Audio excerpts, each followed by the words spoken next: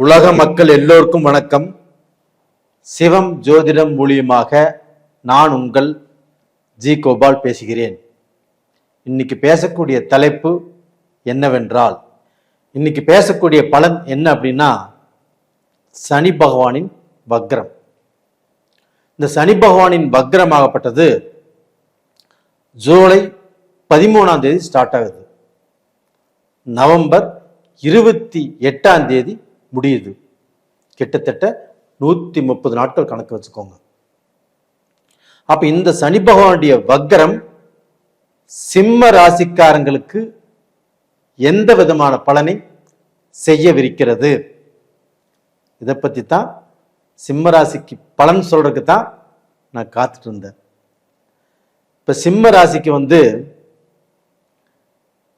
8ஆம் இடத்துல சனி, இதற்கு முன்னாண்ட 7ஆம் இடத்துல சனி இருந்தது. அப்ப அந்த 7ஆம் இடத்துல சனி இருக்கும்போது தொடர்புகளால் பிரச்சனை, வம்பு வழக்கு. அப்ப இவங்க போய் பழகக்கூடிய இடம், சேர்ந்த இடம், இவங்களுக்கு பாத்தீங்கன்னா இல்லீகல் கான்டாக்ட். அப்ப பாத்தீங்கன்னா அந்த நட்புனால இவங்களுடைய மரியாதை, இவங்களுடைய கௌரவம், இவங்களுடைய வசதி வாய்ப்புகள் எல்லாமே பாலடைஞ்சு போச்சு. அதுக்கப்புறம் 8ஆம் இடத்துல சனி. இந்த 8ஆம் இடத்துல சனியினால கண்டிப்பாக குழப்பம், மன நிம்மதி இல்லை, மனசுக்கு ஆறுதல் இல்லை. இது மாதிரி எவ்வளவு பிரச்சனைகளை சந்திச்சுட்டாங்க. அது போக இந்த 8ஆம் இடத்துல சனி இருந்தாவே விபத்து, கண்டம். அப்போ இந்த 8ஆம் இடத்துல சனி இருக்கும்போது விபத்து, கண்டம், அது போக சட்ட சிக்கல்கள், அது போக கோர்ட்டு கச்சேரி, இது மாதிரி எல்லாமே நிறைய சந்திச்சாங்க. அப்போ இவங்களுக்கு இந்த விபத்துனா பெரிய வண்டியில போய் மோதங்கிறதே இல்லை.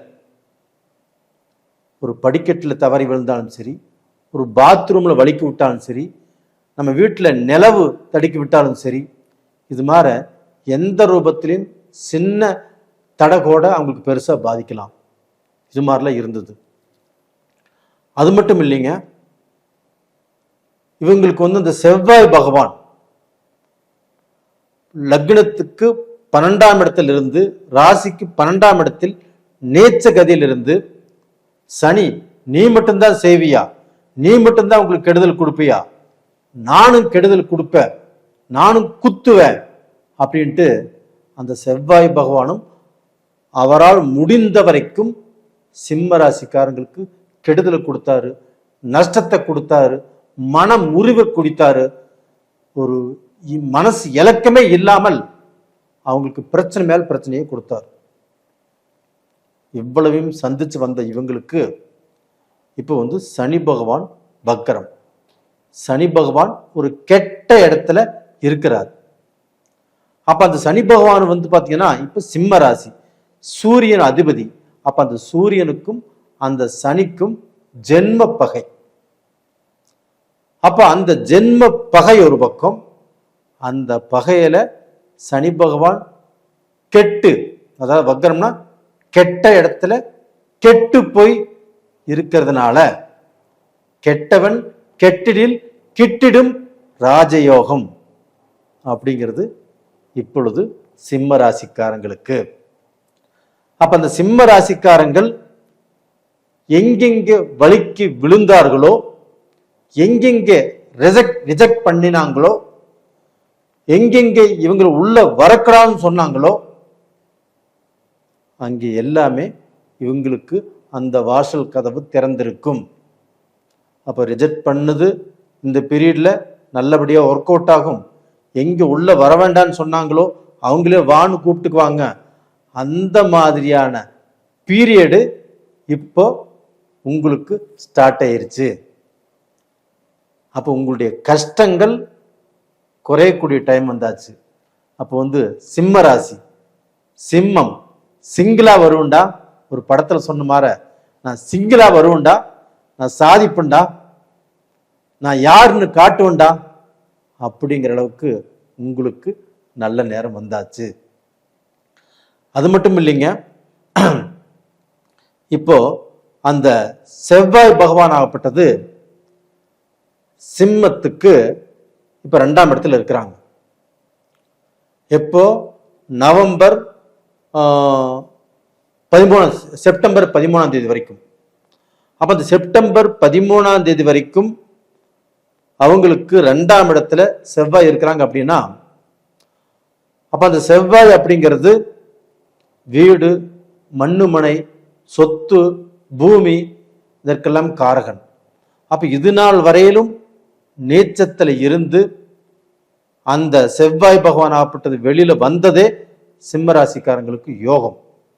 அப்ப அந்த சிம்ம ராசிக்கு 2ஆம் இடத்துல செவ்வாய் இருக்கிறார் அப்படின்னா, இப்போ ஒரு பில்டிங் கட்டியிருப்பாங்க. பில்டிங் கட்டி வாடகை கொடலான்னு நினைச்சு கட்டினாங்க. ஆனா அந்த பில்டிங்க்கு யாருமே வாடகைக்கு வரல. அப்ப அந்த ஒருத்தர் கொண்டு அந்த பில்டிங்கை காட்டணும் அப்படின்னா கூட அந்த பில்டிங் நீட்டா சுத்தமா இருக்கணும். அதுவும் இல்லை. அந்த மெயின்டைன் பண்ணக்கூடிய அளவுக்கு கூட தங்கிட்ட வசதி வாய்ப்புகள் இல்லை. அந்த மாதிரி சூழ்நிலையில தான் அவங்க இருக்கிறாங்க. அப்போ அவர்களுக்கு இந்த பீரியட்ல இந்த செவ்வாய் 2ஆம் இடத்துக்கு வந்ததுனால கண்டிப்பாக நல்ல மாற்றம். நல்ல பில்டிங் கட்டலாம், பில்டிங் வாடகைக்கு விடலாம், அந்த பில்டிங் டெக்கரேஷன் பண்ணலாம். அப்போ நம்ம மேலும் மேலும் வளர்வதற்குண்டான வாய்ப்புகளை அந்த செவ்வாய் பகவானும் கண்டிப்பாக கொடுப்பார். அதே சமயத்தில் அந்த செவ்வாய் பகவான் 2ஆம் இடத்துல இருக்கிறதுனால கண்டிப்பாக கொஞ்சம் நிதானமாக இருப்பது நல்லது. ஏன்னா அந்த செவ்வாயை வக்கரமடைந்த அந்த சனி பகவான் பார்க்கறதுனால அப்போ அந்த செவ்வாய் ரொம்ப ஹீட்டா இருக்குது. அப்ப நம்ம ஒருத்தர்கிட்ட பேசும்போதும் நிதானமாக பேசணும். இப்போ ஒண்ணும் இல்லை, அந்த செவ்வாய் பகவான் யாரை குறிக்கும்னா கணவன்மார்களை குறிக்கும். அப்போ அந்த அந்த ராசியில பிறந்த பெண்கள், சிம்ம ராசியில் பிறந்த பெண்கள் இல்லைன்னா சிம்ம ராசியுடைய கணவருடைய மனைவிமார்கள், இப்போ அவங்க பேசுறதுல கொஞ்சம் ஜாக்கிரதையா இருக்கணும். ஒரு தமாசே பேசுறாங்க, அப்படி தமாசு பேசக்கூடாது. அவங்க கணவர்கிட்டயே பேசுறாங்க வச்சுங்களேன், அது தப்பாயிரும். இல்லை அவங்க உறவுக்காரங்கிட்ட பேசுறாங்க, இல்லை அவங்க அஃபீஷியலா வேலை செய்யற இடத்துல பேசுறாங்க. அப்போ அந்த தமாசுங்கிறது நம்ம சோசியலா பேசுறது 2 பக்கம் கூர்மையான ஆயுதம், நம்மளுக்கே பாதிப்பு வரும். அந்த மாதிரி சூழ்நிலை இருக்கிறதுனால கண்டிப்பாக நீங்கள் இந்த பீரியட்ல நாவடக்கம் தேவை. இதுல ரொம்ப கான்சன்ட்ரேஷன் பண்ணுங்க. அந்த நாவடக்கத்தோடு இருப்பது நல்ல விஷயம். இது போக பாத்தீங்கன்னா சிம்ம ராசியில பிறந்தவங்களுக்கு கோர்ட்டு கச்சேரி, வம்பு வழக்கு, நீங்கள் உங்களுடைய உழைப்பு, அப்ப அந்த உழைப்புக்கோசம் நீங்க எடுக்கக்கூடிய முயற்சிகள், இது எல்லாத்திலிருந்தும் இப்ப விடுதலை அடைவீங்க. அது போக உத்திராட்டாதி நட்சத்திரத்திலிருந்து புரட்டாதி நட்சத்திரத்துக்கு இந்த சனி பகவான் ஆகப்பட்டது பயிற்சி ஆகிறதுனால, சனி பகவான் வக்கரத்திலையும் இருக்கிறதுனால சிம்ம ராசியில் பிறந்த அந்த மக்கள் இப்போ வெளிநாடு போறாங்க. இல்லை ஒரு படிப்புக்கோசரம், இல்லை ஒரு வேலைக்கோசரம், ஒரு பிஸ்னஸ்க்கோசரம், இல்லை படிப்புக்கோசரமே வெளிநாடு போறாங்கன்னு வச்சுக்கோங்களேன். அங்கே வெளிநாடு போனாங்க, அங்கே போயிட்டு அவங்களுக்கு பார்த்தீங்கன்னா அங்கே ஹோட்டலில், அங்கே ஒரு ரெஸ்டாரண்ட்டில் வேலை செய்கிறாங்க, டேபிள் துடைக்கிறாங்க, அங்கே ரொம்ப கஷ்டப்படுறாங்க. அப்போ அந்த கஷ்டப்பட்டுட்டு இருக்கும்போது இங்கே பெற்றவங்க எப்படி இருக்கும், மனசு ரொம்ப வேதனையாக இருக்கும் இல்லையா? அந்த வேதனை எல்லாமே இதோடு தீர்ந்தது. அவங்களுக்கும் நல்ல எதிர்காலம், நல்ல வாழ்க்கை, நல்ல படிப்பு, இதெல்லாமே கிடைக்கக்கூடிய யோகங்கள் நல்லபடியாக இருக்கிறது. அப்போ டோட்டலாக பார்த்தீங்கன்னா சிம்ம ராசியில் அவங்க பார்த்தீங்கன்னா எவ்வளவு கஷ்டப்பட்டாங்க, எவ்வளவு மனவேதனைப்பட்டாங்க, எவ்வளவு மனசுடைஞ்சு நின்னாங்க அப்படிங்கிறது உங்களுக்கு நல்லா தெரியும். கண்டிப்பாக அவங்க அந்த மன வேதனையிலிருந்து வெளியில் வர்றாங்க. அவங்களுக்கு இதுக்கு மேலே மாத்திரையே சாப்பிட வேண்டியதில்லை.